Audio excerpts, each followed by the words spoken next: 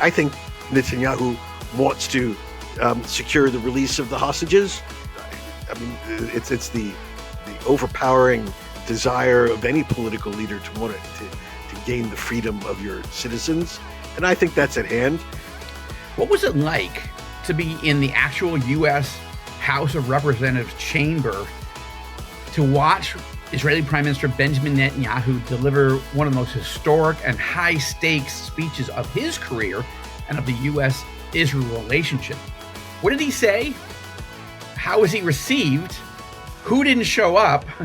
And what are the implications of his entire visit to Washington? Hi, this is Joel Rosenberg. Welcome to the Inside the Epicenter podcast. This podcast is part of the educational mission of the Joshua Fund. And the Joshua Fund is the ministry that Lynn and I founded in 2006, so 18 years ago, to educate and mobilize Christians to bless Israel and her neighbors in the name of Jesus, according to the Abrahamic covenant, found in Genesis 12, 1-3, where God says, I will bless those who bless the people and nation of Israel, and I will curse those who curse them. And I think we're living in a very interesting time where there are countries that are actively trying to bless Israel, and there are countries that are actively not trying to bless us, and they're trying to curse us, and there are consequences to that. And of course, the Joshua Fund is designed to help, again, educate and mobilize Christians to be a blessing. In blessing the local church and strengthening them, providing humanitarian relief, not only helping Israel, but also the Palestinians and 5 neighboring sovereign Arab states, Lebanon, Syria, Jordan, Iraq, and Egypt. And it's a challenging but exciting mission, and no more exciting than right now. I think maybe exciting may be the wrong word, more urgent right now, as Israel is under attack from almost every angle, militarily, politically, diplomatically, in terms of the media, in terms of legal attacks accusing us of genocide. So it's a really challenging time. And now where Israelis feel more abandoned than ever, it's important for evangelical Christians to show love, unconditional love and support and blessing for Israel. But Palestinians feel very isolated, alone, abandoned. They're suffering. And it's important for Christians to seek the Lord and figure out how can we be a blessing to the Palestinians. I'm not talking about to terrorists, and I'm not talking about to support Hamas, nothing like that. Don't be crazy. I'm talking about people who are suffering. What do we do? How do we help them? And one of the ways to understand how to make a practical difference, as Joshua Fund is focused on doing, is to be better educated, to understand more of what's actually happening on the ground. Yes, to understand the scriptures. And we'll be doing some podcasts coming up where we focus a little bit less on the geopolitics and the sort of the dynamic in Gaza, in Israel, in Lebanon, in the region, with Iran, with the Sunni Gulf countries and so forth. And we'll talk more about some of those core biblical fundamental principles that we need to sort of dust off and share, because this podcast audience is growing, and some of you aren't familiar with some of the early podcasts that we did that sort of laid out some of the basic principles. So we'll do that. But today, I want to take you inside the House of Representatives to a joint session of Congress, where last week Israeli Prime Minister Benjamin Netanyahu came to Washington and gave an historic address. I found it so let me just say that I'm going to take you in and share some eyewitness reports, because I had the opportunity, by the total grace of God, to be invited to attend. My good friend, Congressman Doug Lamborn of Colorado, he's on the House Armed Services Committee. He served in the House of Representatives for 18 years. He's a wonderful, devout evangelical Christian. He chairs the Israel Allies Caucus, and he, among other things, serving on the House Armed Services Committee, he was responsible for a lot of the funding, or partially responsible for a lot of the funding that helped Israel build its missile and rocket defense programs. So he graciously offered me the only ticket that his office got.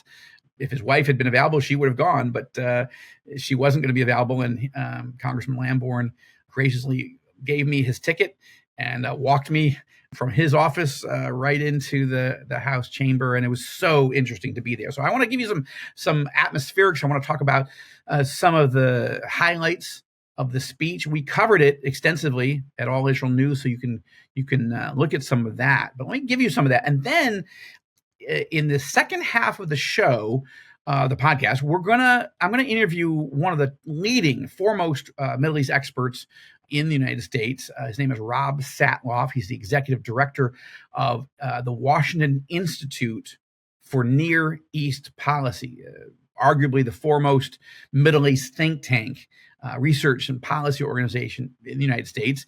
And he's been a friend for years.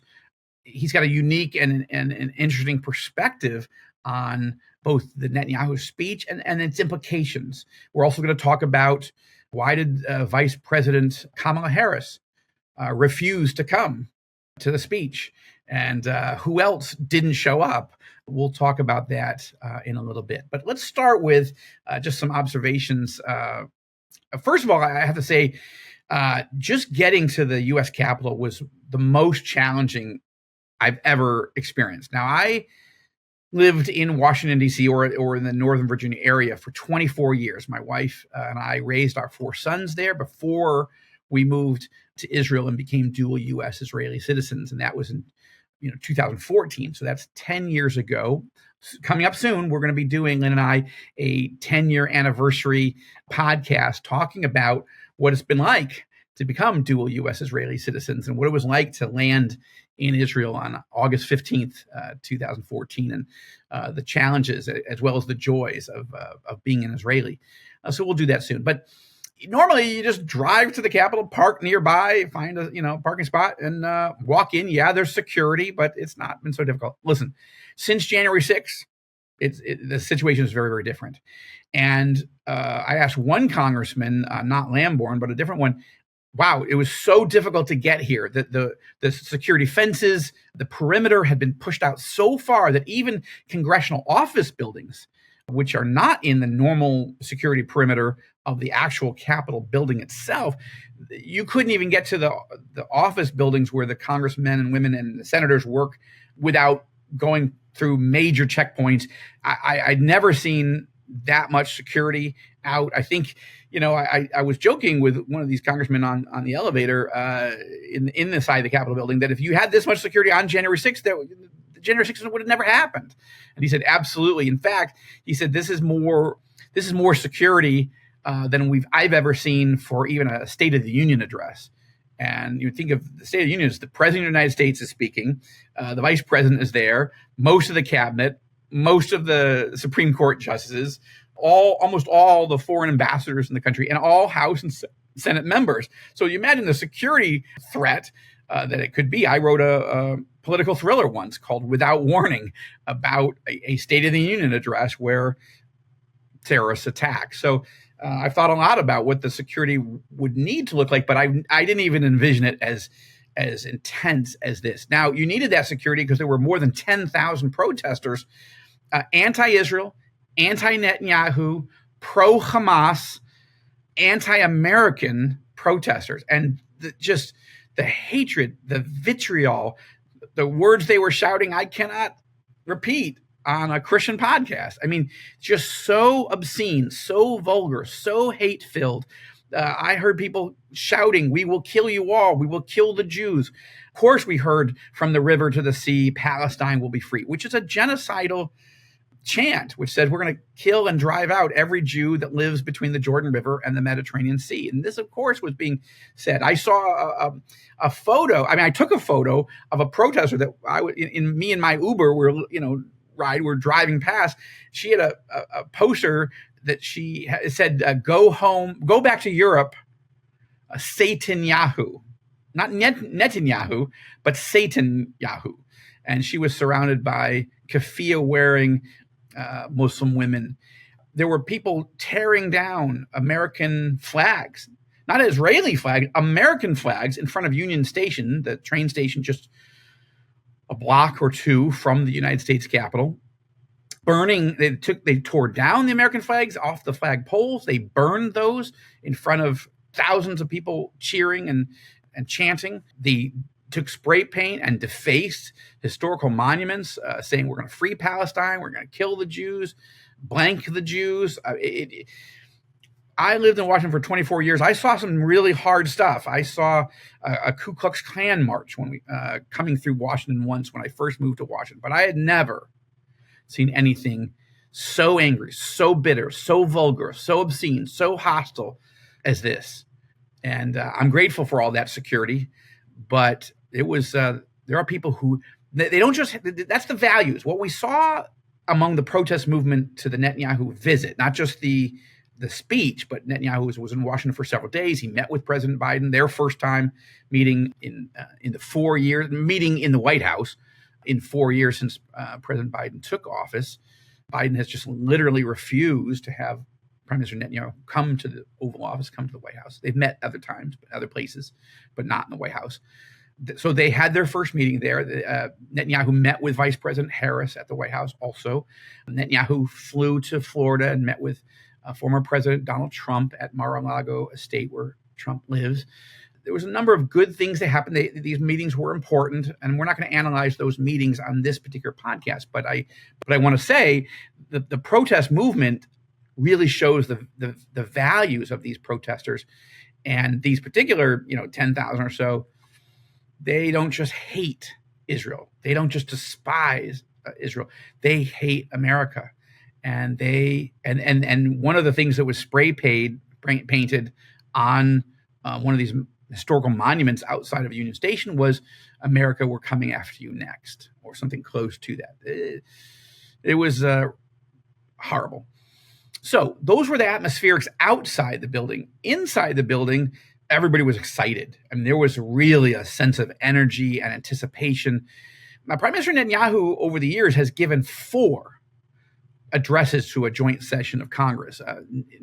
Netanyahu has addressed Congress more times than any foreign leader in American history, including more than British Prime Minister Winston Churchill during the years of World War II.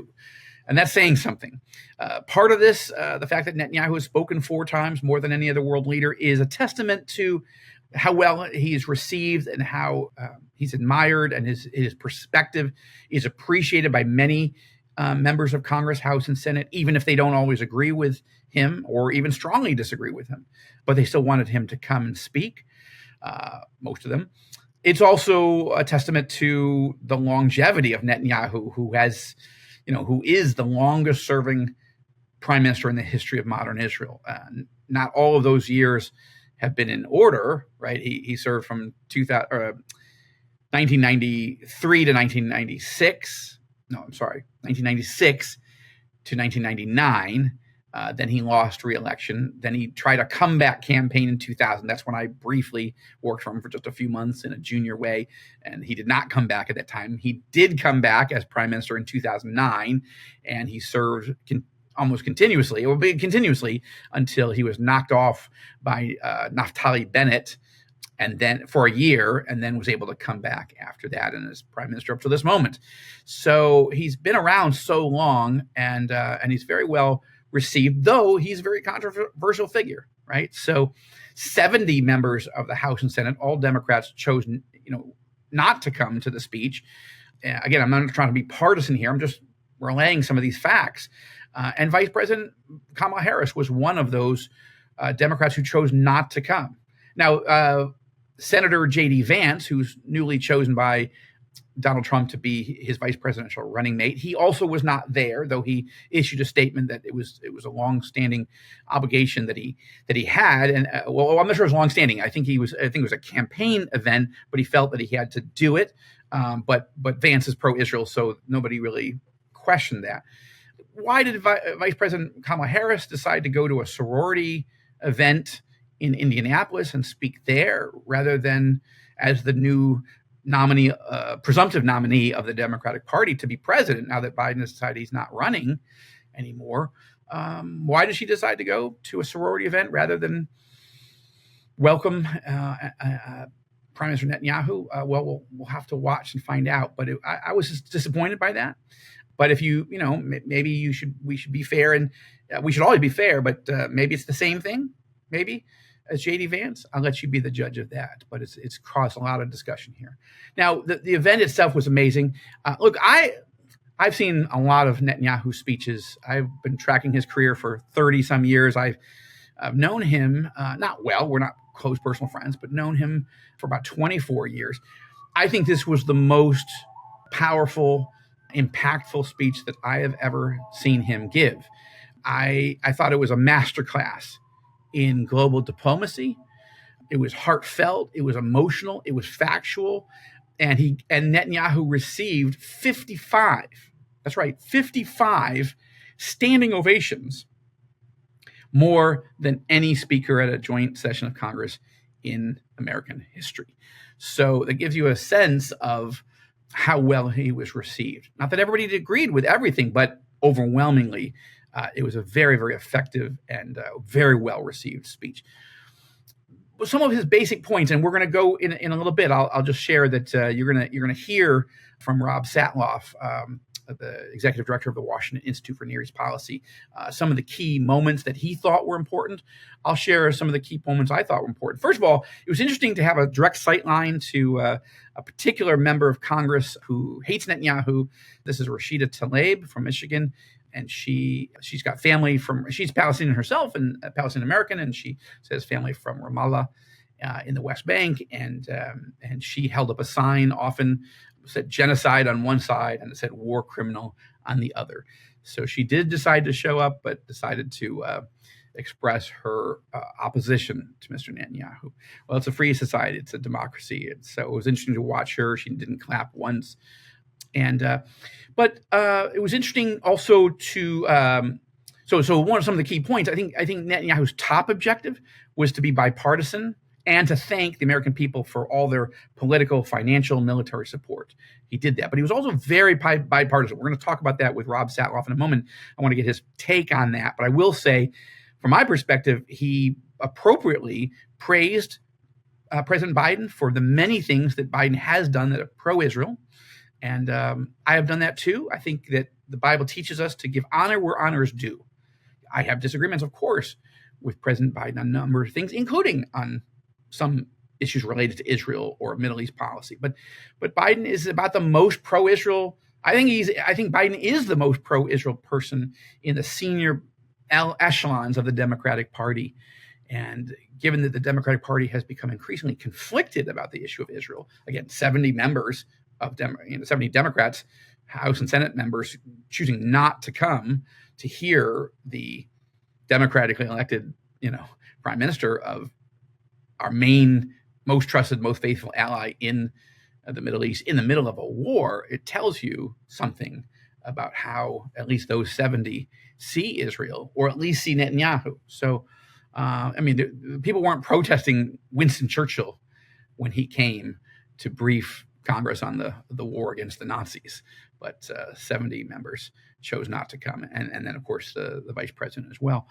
Some of the other atmospheric things that so that was important, the bipartisanship. So Netanyahu praised Biden, but he also later in the speech, about an hour into the speech, also praised Donald Trump for moving the U.S. embassy to Jerusalem, for recognizing Jerusalem as Israel's actual, real, true, eternal, and united capital, recognizing the Israeli sovereignty over the Golan Heights and so forth.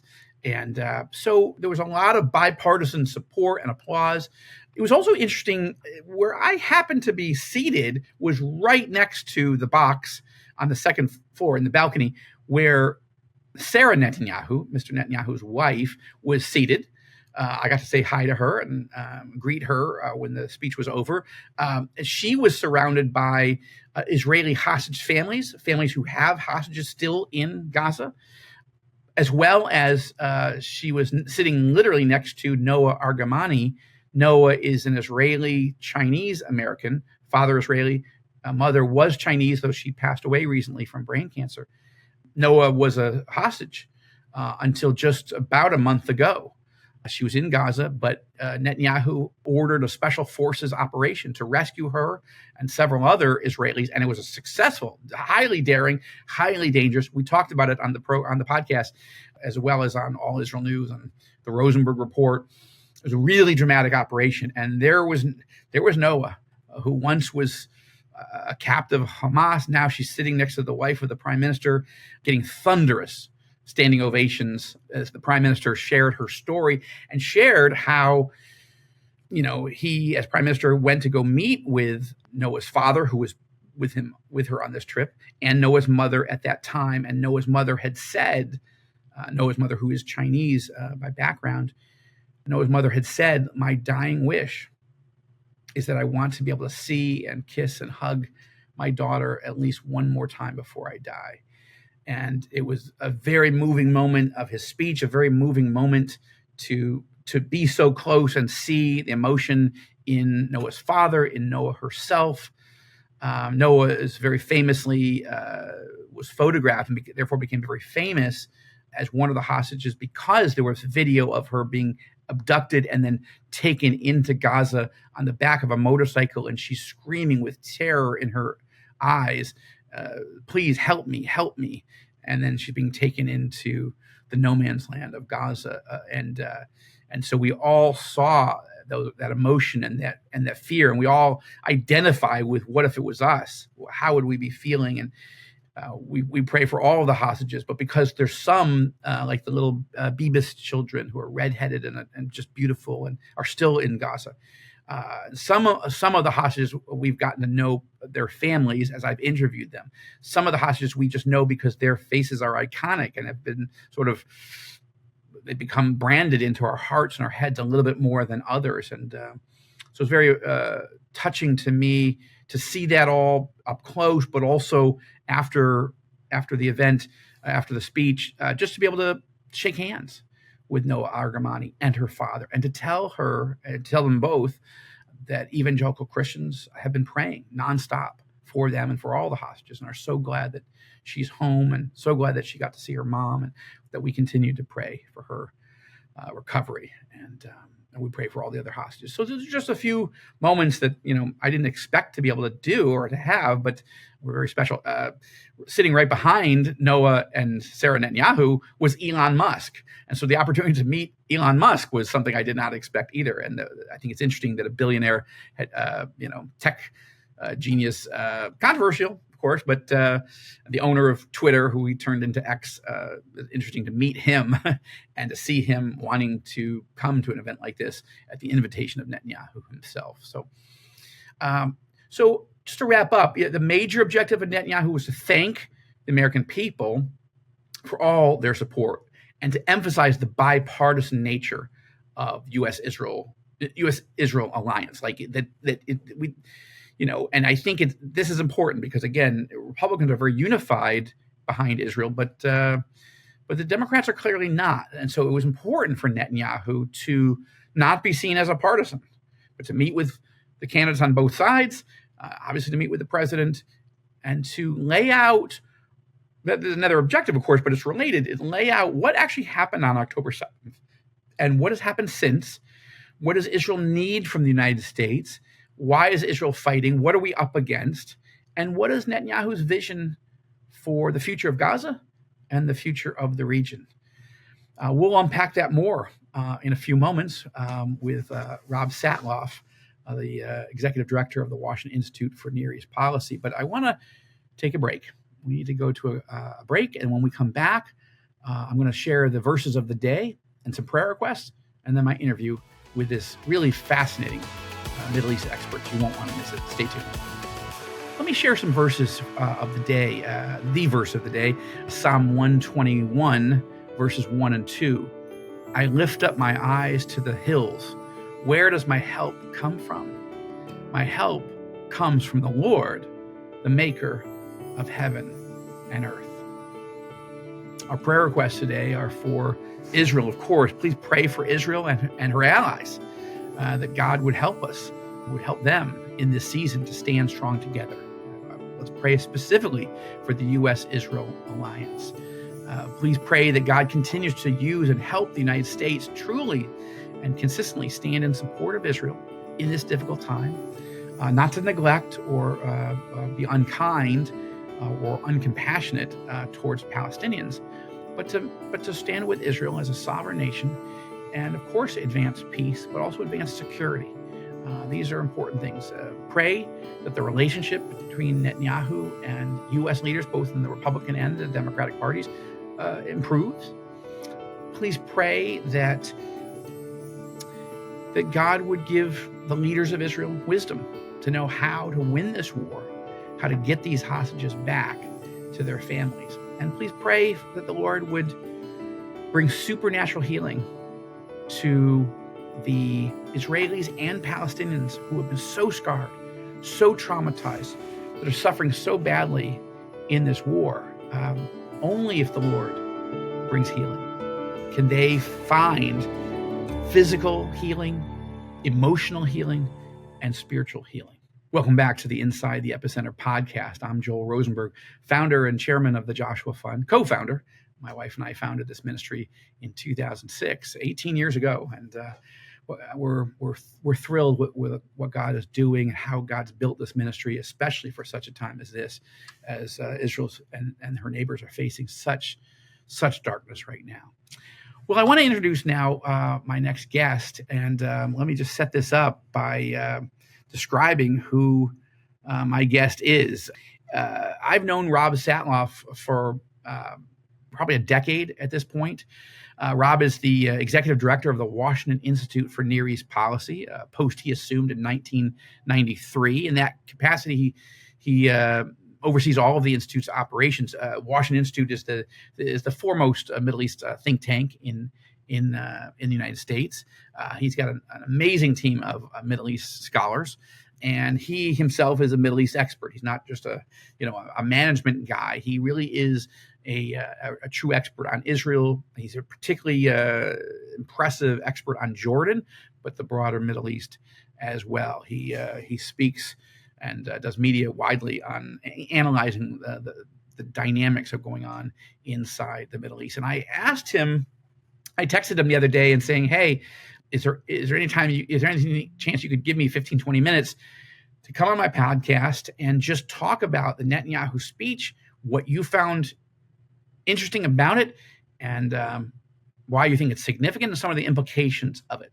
Rob, thank you so much for coming on the Inside the Epicenter podcast. It's really great to see you.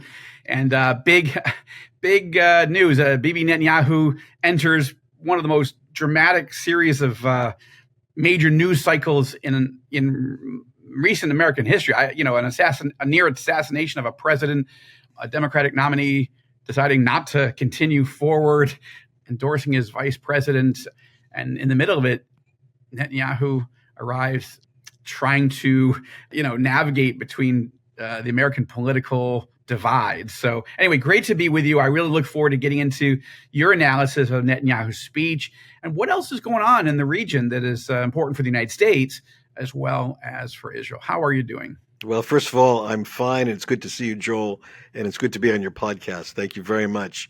Look, first of all, you're absolutely right. I mean, people like me live and breathe the Middle East. At the moment, the Netanyahu visit and Middle East issues, as important as they are not the centerpiece of what's going on in Washington. That drama is, the shift from Biden to Harris, the assassination attempt, the direction of America. This is just an important story, but it's not the most important story for 330 million Americans. That said, it is a story that will have enormous impact on security and stability in the Middle East for years to come. And the U.S.-Israel relationship is a cornerstone of that. And I think what we saw yesterday in the well of Congress was a remarkable display of the depth of the U.S.-Israel relationship. It wasn't about one man. Netanyahu is very controversial in Israel and no less controversial here in the United States. Right. I think around the world, what they saw is that the elected representatives of the American people, aside from those who decided not to show up, but the elected representatives of the American people stood and applauded a relationship. And that is something that I have no doubt that leaders around the Middle East were envious, that they could only wish that the elected representatives of the American people would be applauding their partnership with the United States. the way they applauded Israel's partnership yesterday. Yeah. No, you're absolutely right. I had the real honor, humbling honor, to be able to be there. I was invited by a member of Congress, an evangelical Christian who's a dear friend, Congressman Doug Lamborn from Colorado, serves on the House Armed Services Committee, chairs the Israel Allies Caucus in the House.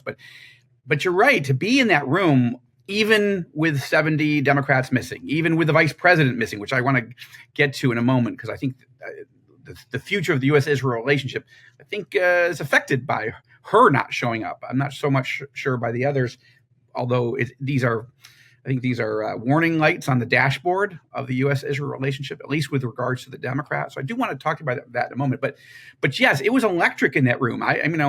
You wouldn't want to have been sitting in a wheelchair, because we were getting up and down a lot.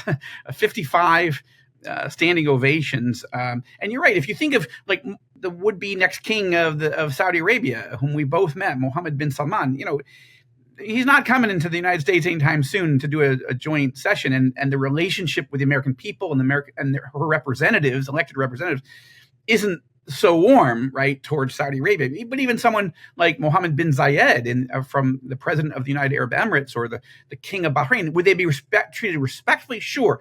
But there's the love and affection for an Israeli leader, for the Israeli nation and the Jewish people, I think, really was on display. And I think that is, I think Netanyahu understood that the optics of that, is very important, not just for his own domestic political consumption, that's, I'm sure, on his mind, but for Israel's status in the world, much less the region.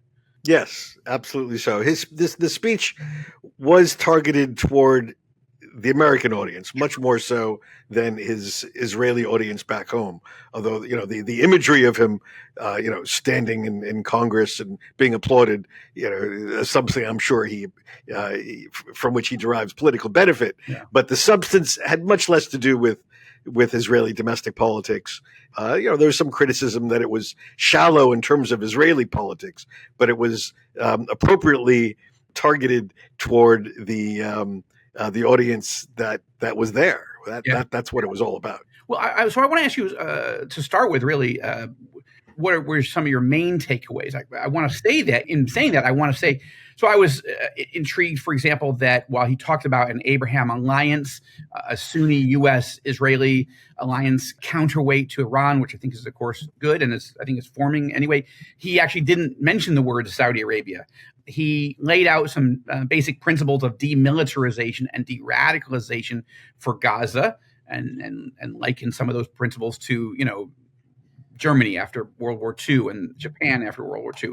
But he didn't really lay out a plan, which some might want. But as I was watching him and listening to him, both as an American and as an Israeli, aside from being a journalist, I thought, wow, he's remembered that the Congress hasn't heard from him yet. The American people, in that sense, since October 7th, haven't really heard him lay out the good, the bad, the ugly of what Israel's up against and the bravery of Israel. And so some of the areas of kind of laying out where we go next was less on his mind than sort of catching everyone up the way he sees, at least, the situation since October 7th.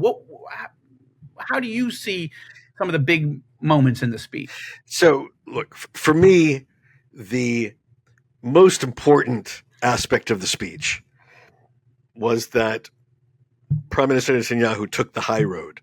Mm-hmm. This was the big question. Is he going to take the high road, bipartisan American-Israel partnership? Thank you, President Biden. Thank you, President Trump. Was he going to take the high road, or was this going to be a wedge moment? 2015. I was at that speech. That's what exactly. Yeah. A repeat of 2015, when fronting and as now, he was originally invited by the Republicans during a Democratic administration to drive a wedge and be a thorn in the side of the sitting president, who had made a decision about the Iran nuclear deal. Right. One can argue whether that was a good idea, a bad idea in 2015. Whatever it is, it did have a certain corrosive impact in certain parts of the American political spectrum. And this was the key question.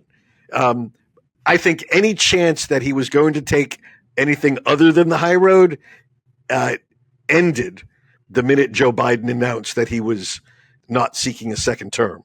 And it made no sense for the prime minister to do anything other than to be the statesman and to do bipartisanship through and through.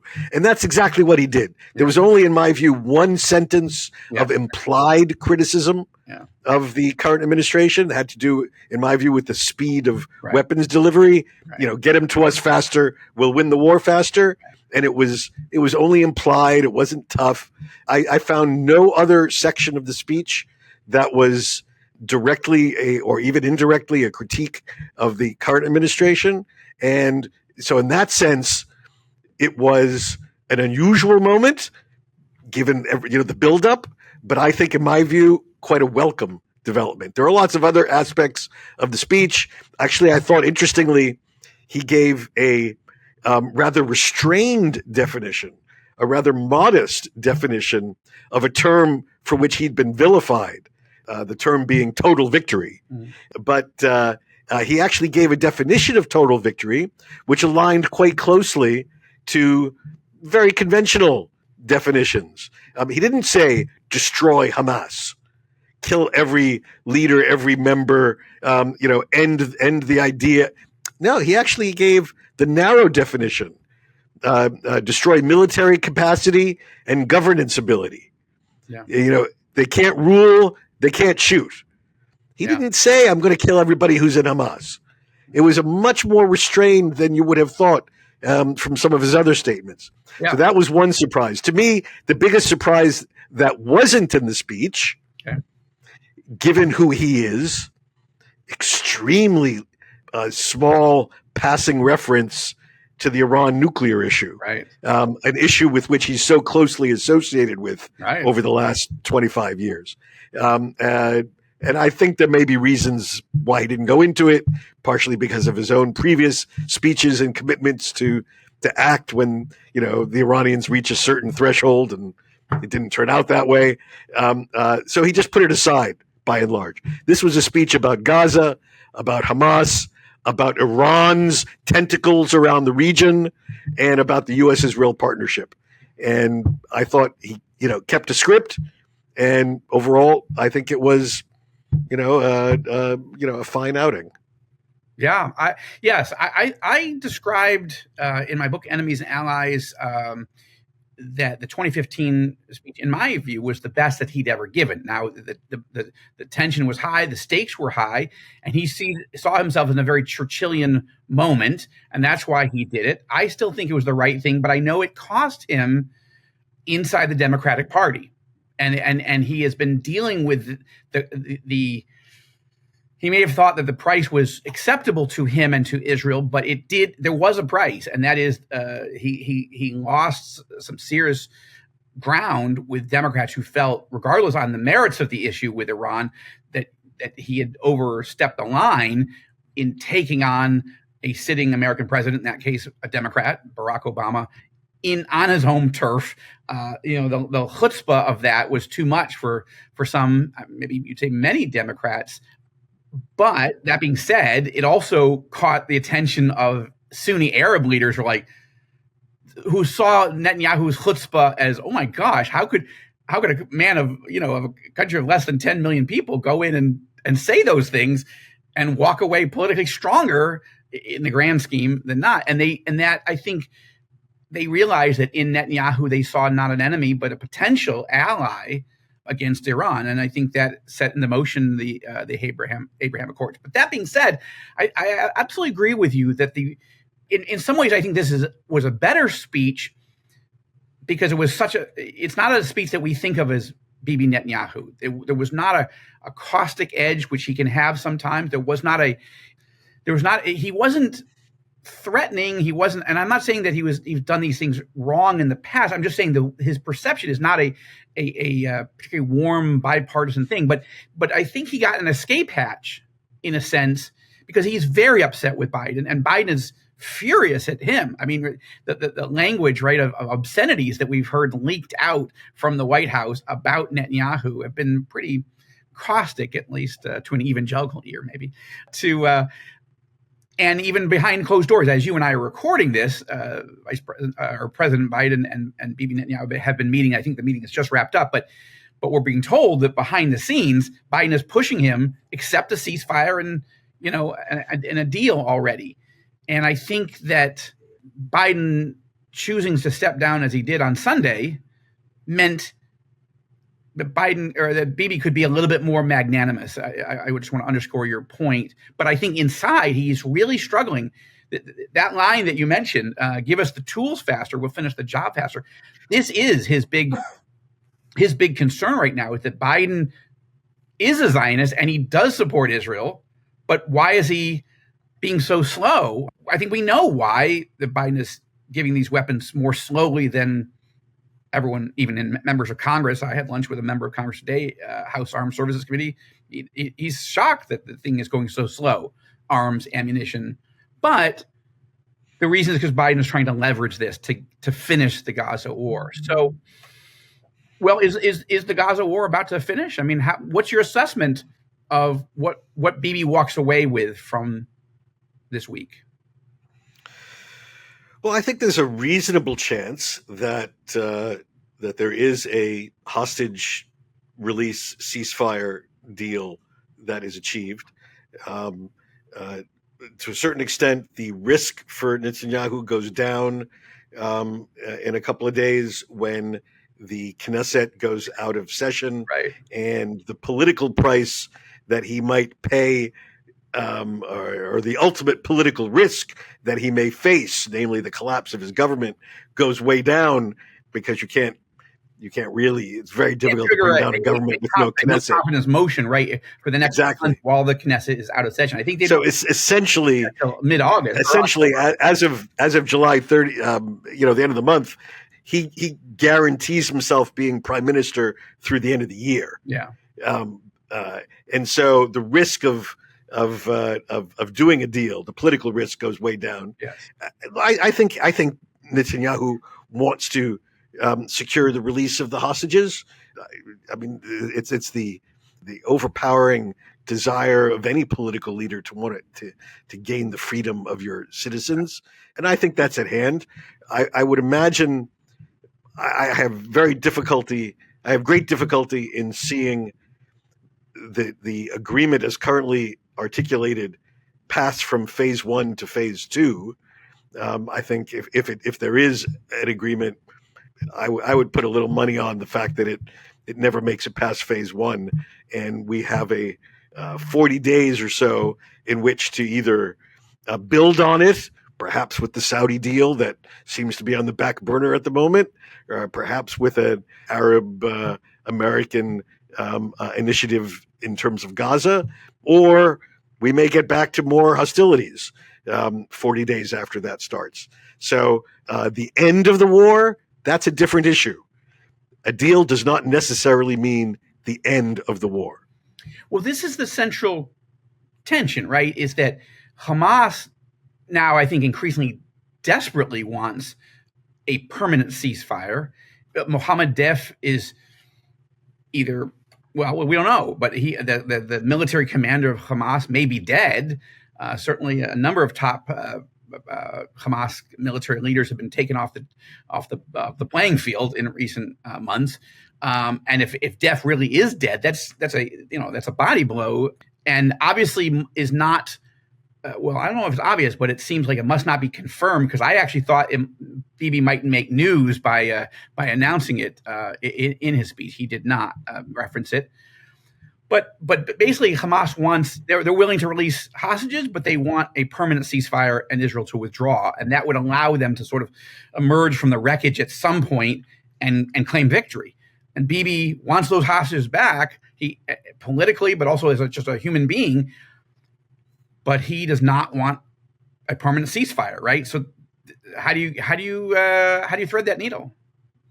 So this is where I come back to threading the needle through this tenuous linkage between phase one and phase two, where both sides have a benefit. Audience, not everybody knows the So the 1 and 2, as currently articulated, the the agreement envisages three phases.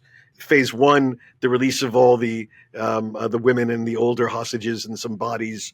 The Israelis would move out of urban centers throughout Gaza Strip, and there would be Gazans would be allowed to begin to move from the south back to the north.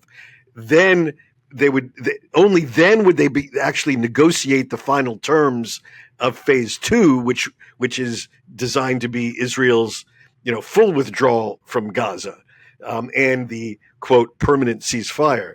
That isn't even a done deal in the agreement itself. It would still need to be negotiated, and there's some language where outside parties guarantee that as long as they're negotiating, there won't be further fighting. But you could drive a truck through that. Yeah, I can't imagine Netanyahu accepting that. Well, frankly, I'm not sure either side would accept it. Okay. I think there's a certain interest on both sides, and so I think both sides benefit from phase one, and then all bets are off, and we'll see. Yeah. So I think there's a certain logic. It may not happen. Maybe Sinwar just likes being Mr. Veto, Mr. No. Who knows? But there's a certain logic to doing the deal, and we'll see if that happens in the very near future. All right, last question for now. Would you describe your perspective of Vice President Harris in terms of what is her actual core set of convictions and instincts and values when it comes to Israel? Obviously, she's married to somebody who's Jewish, and I think strikes me as warmer towards Israel. But I mean, to go to a sorority function in Indianapolis rather than this high drama, high global diplomacy moment of being there has a lot of people, myself included, thinking, did we just see what her real heart is towards Israel? Whereas I think Joe Biden is a bit, and this is a political definition, not medical, schizophrenic on Israel. I think he really does love Israel, but his view of what it means to love Israel on a day-to-day basis sometimes seems to vacillate. But I think he's the best in the Democratic Party, but this is a bad look for Vice President Harris from people who love Israel to think, wow, she just literally would not show and preferred to go to a sorority function. Well, look, we're in a unique moment in American politics. Never before have we been in this moment.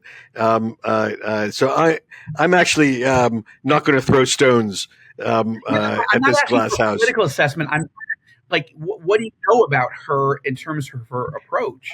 My view is that the vice president is in that general mainstream of longtime Democratic supporters of Israel, friends of Israel. Joe Biden is in a league of his own, in my view. I'm proud. I'll be happy to argue that, in my view, Joe Biden has been, if not the, certainly among the most pro-Israel presidents in American history. If you look, for example, at Israel's wartime experiences with presidents, Ronald Reagan grew tired of Lebanon after 2 months. George W. Bush grew tired of Lebanon after 34 days. Barack Obama grew tired of Gaza after 50 days. We are now almost 300 days into Gaza. And yes, there are moments that I had very serious critiques of this or that tactical decision. But by and large, there was nobody in Washington, nobody who on October 8th would tell you that America would still be supporting Israel's war in Gaza 9 months later. The big debate back then was, is Biden going to tire by Thanksgiving or Christmas or New Year's? And so, that's a different category. Okay. Kamala Harris, I think, is in the mainstream of where the Democratic Party is. She's certainly not the squad, not the fringe. She's not Joe Biden, but I think she is very strong where Democratic Party politics is on this issue. Well, I'm not sure you're right, but I love your perspective, and I agree with almost everything else you said, and I really appreciate your analysis. Rob Satloff, thank you so much for being on the Inside the Epicenter podcast.